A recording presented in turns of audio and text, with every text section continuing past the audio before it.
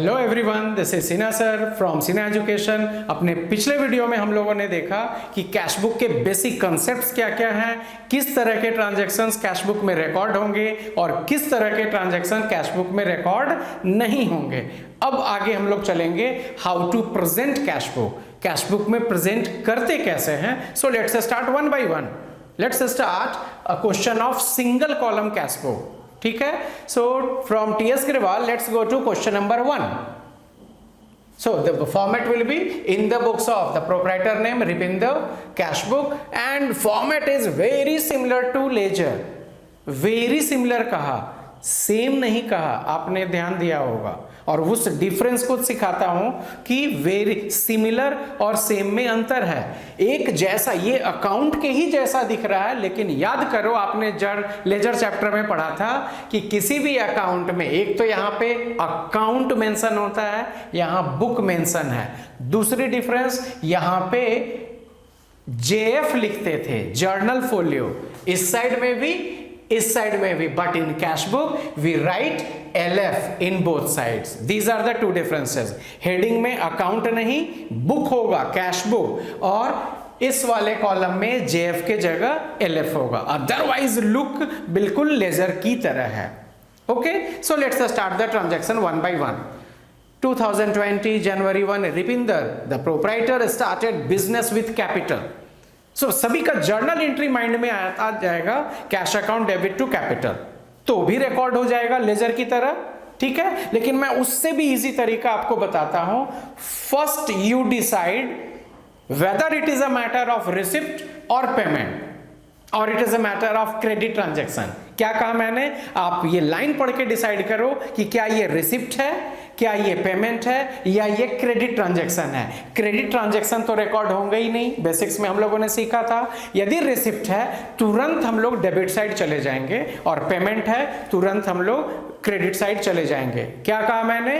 If the line saying that it is a matter of receipt, debit side, if it is a matter of payment, credit side. अभी तक मैंने accounting term use नहीं किया। Receipt left side, payment right side. यहां तक आ जाएंगे, transaction date डाल देंगे, TO2 लेजर की तरह यहां पे अटैच होगा, अमाउंट कॉलम में शो कर देंगे। इतने दूर तक बिना आपके जर्नल के कंसेप्ट के भी हो जाएगा।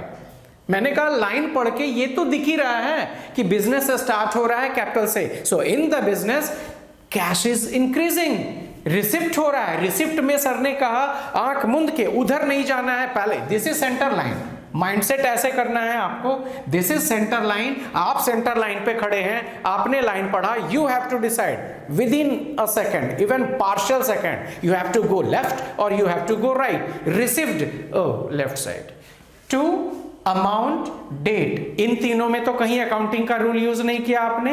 अब जो थोड़ा सा अकाउंटिंग है कि ट्रांजैक्शन पढ़ के आपको ये पता होना चाहिए कि इसमें कैपिटल अकाउंट की बात की गई है।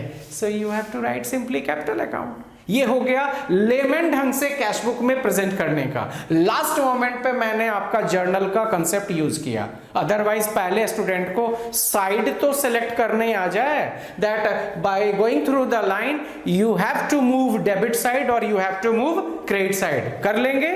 Now next one, January 2 purchase furniture. तुरंत माइंड कह रहा है पेमेंट है सर, राइट साइड चलेंगे।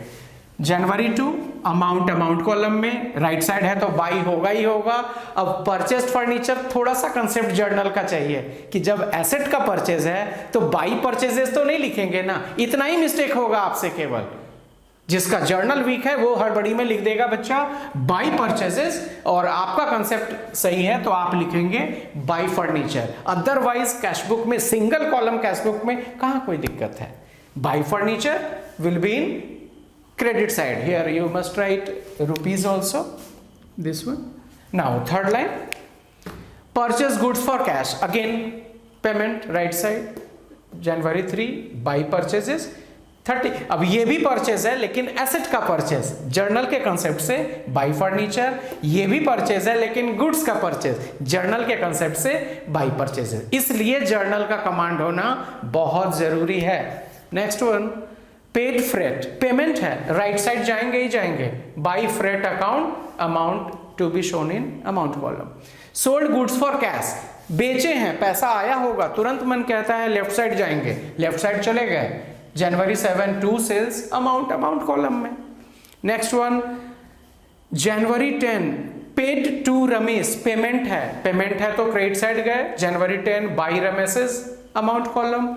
Next one, January 15 sold goods for cash, again we are receiving cash, left side, receipts left side, to sales account 10,000 in debit side.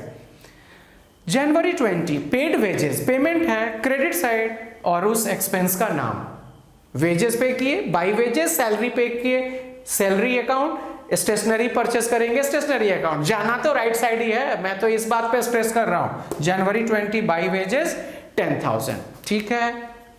Next one, January 25 purchase goods from Raj on credit, देखा आपने, ये line googly था आपके लिए, credit transaction भी उसी भीड़ भाड़ में डाल दिया जाएगा और कॉशस रहना है, सर ने सिखाया था कि क्रेडिट ट्रांजैक्शन तो कैश बुक में रिकॉर्ड होगा ही नहीं, तो उसको छोड़ देने का नंबर है। Next one, last line, January 31 paid rent by cheque, ये भी नहीं जाएगा, है तो ये कैश और बैंक में से बैंक से related, but in single column cash book we are confined, we are having focus on cash column only, that's why this line have to be also left, इसको भी इसमें प्रेजेंट नहीं करेंगे। इसके पहले वाले को हमने क्यों नहीं प्रेजेंट किया, because it is a credit transaction, और इस रेंट वाले को क्यों नहीं किया, क्योंकि ये चेक से रिलेटेड है, बैंक से रिलेटेड है, and we are showing single column cash book, so transactions related to bank have to be totally left. तो सारे transactions as per decision, receipt या पेमेंट किस नेचर के हैं वो हम लोगों ने शो किया, date by date chronological order में। Now it's turn for balancing, balancing वही लेजर वाला कंसेप्ट मैंने आपके लिए कर रखा है। बैलेंसिंग दोनों साइड का टोटल करेंगे रफ में, ये रहा रफ पार्ट, एग्जाम में फ्रंट पे शो नहीं करना है। डेबिट टोटल, इतने दूर का डेबिट टोटल 2,38,000, ये यहां से यहां तक का क्रेडिट टोटल कहीं कर लेंगे, दैट इज 110,500। लेजर का रूल कहता है the bigger one, 238 is the bigger one to be written as total in both sides like this, and the balance amount, जो डिफरेंस उनका आया वो उस साइड में लिखते हैं जिस साइड की टोटलिंग शॉर्ट है, तो शॉर्ट है क्रेडिट साइड की, that will be written on the last day of that month जिसके ट्रांजैक्शंस हैं। Just like ledger it indicates closing balance and we simply write balance CD, since it is in buy side, credit side, buy is attached, buy balance CD, this one 127,500, and last duty next morning will be in February, so on February 1 this closing balance of 31st January will be shown as opening balance on February 1, तो यहाँ लिखे थे balance CD, just like laser we have to write here balance BD, ledger में भी ये काम करते थे, balance carried down, balance brought down, यही तो करना है। मतलब मेन डिसीजन आपको ये बिल्ड करनी है कि लाइन पढ़ते ही कितना फास्ट रिएक्शन आता है कि रिसिप्ट और पेमेंट या क्रेडिट ट्रांजैक्शन आप ट्रेस कर लेते हैं। क्वेश्चन पेपर में जब जब भी क्रेडिट ट्रांजैक्शन मिलेंगे you have to put a small mark, ताकि उसको प्रेजेंट करते समय हड़बड़ी में वो भी ना प्रेजेंट हो जाए, याद रहेगा। Wow.